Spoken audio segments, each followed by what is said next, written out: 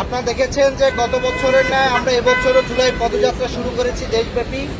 গত বছর যেটি আমাদের জেলা পর্যায়ে ছিল, এবার আমরা জেলা থেকে সেই পদযাত্রা আরও বিস্তৃতি করে আমরা উপজেলা পর্যায়ে আমাদের এই পদযাত্রা ঘোষণা দিয়েছি এবং একই সাথে উত্তরাঞ্চল দক্ষিণাঞ্চল দুটি জায়গায় আমাদের পদযাত্রা শুরু হয়েছে।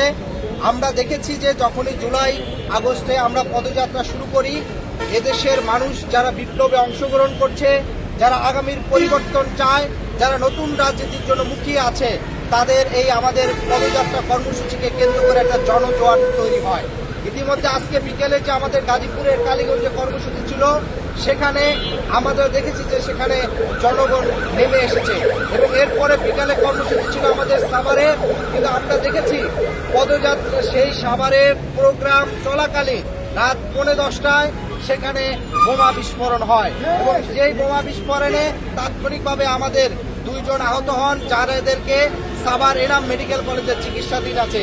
আমরা দেখেছি এই হামলার পূর্বে সেখানে ইচ্ছাকৃতভাবে যেখানে এনসিপির প্রোগ্রাম পূর্ব ঘোষিত, আমরা দেখেছি প্রোগ্রাম স্থলের বিদ্যুৎ বিচ্ছিন্ন করা হয়েছে।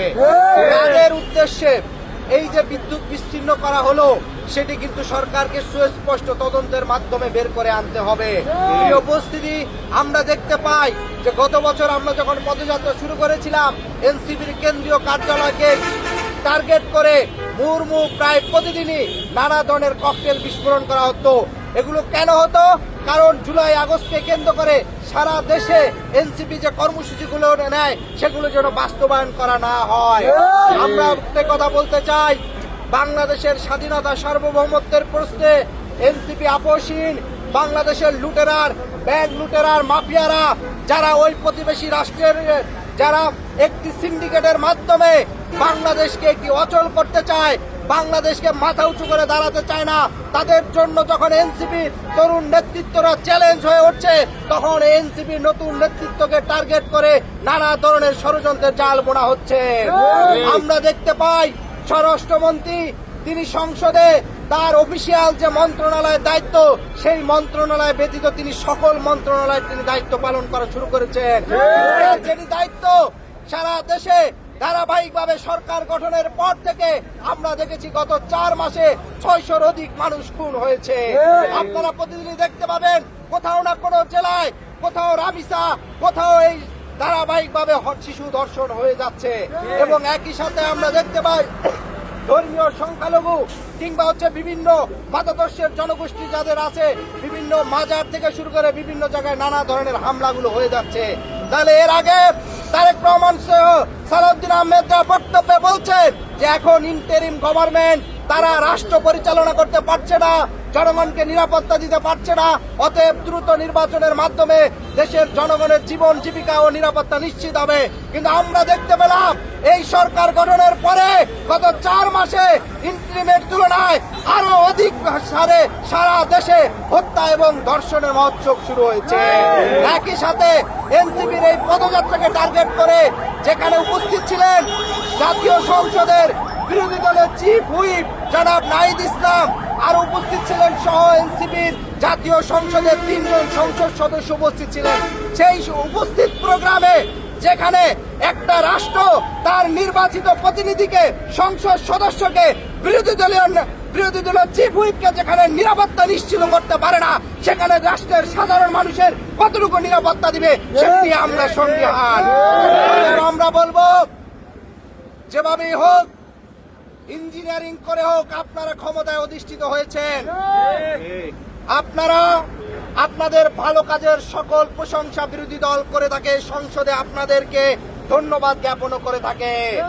আপনাদের সম্প্রীতি চীন সফরকে প্রশংসা করেছিল বিরোধী দল, তার মানে এটি নয় আপনারা সেই বিরোধী দলের নিরাপত্তা নিশ্চিত করবেন না, আর বিরোধী দল আপনাদেরকে জাতির স্বার্থে সর্বদা সাপোর্ট দিয়ে যাবে, সেটি কখনোই হবে না।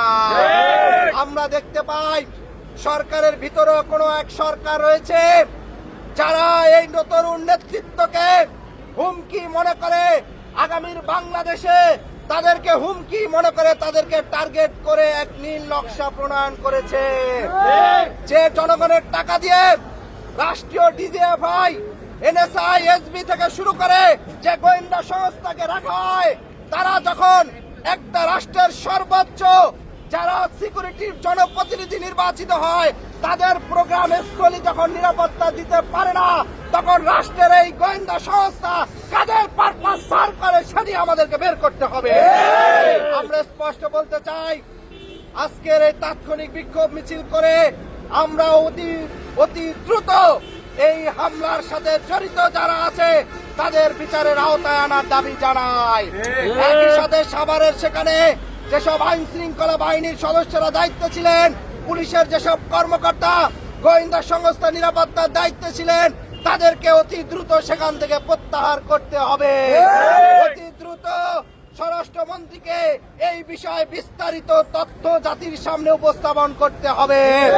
আর যদি স্বরাষ্ট্রমন্ত্রী অতি দ্রুত তাদেরকে আটক না করেন, তাহলে আমরা ধরে নিব রাষ্ট্রের মধ্যে থেকে যারা এনসিবি সহ এই তরুণ উদীয়মান দেশপ্রেমিক নেতৃত্বকে নীল নকশার ষড়যন্ত্র করছে, সেই ষড়যন্ত্রের সাথে আপনিও জড়িত আছে।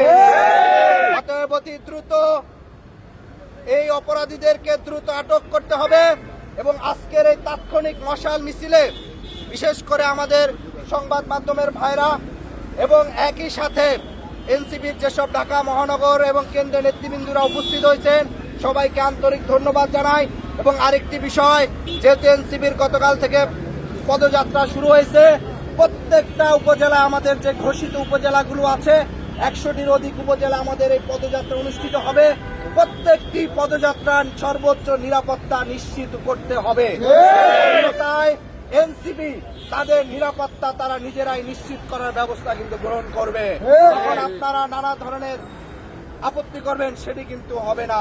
অতএব এনসিপির যে পদযাত্রা চলছে, শুধু এনসিপি না, রাষ্ট্রের প্রত্যেকটা নাগরিকের, প্রত্যেকটা ব্যক্তির নিরাপত্তা নিশ্চিত করতে হবে এবং যারা এই অপরাধমূলক কর্মকাণ্ডের সাথে জড়িত ছিল তাদেরকে অতি দ্রুত আগামী 48 ঘন্টার মধ্যে তাদেরকে বিচারের আওতায় আনতে হবে, তাদেরকে গ্রেফতার করে এর পিছনে ষড়যন্ত্রকারীদের ধরতে হবে। সবাইকে আন্তরিক ধন্যবাদ জানাচ্ছি।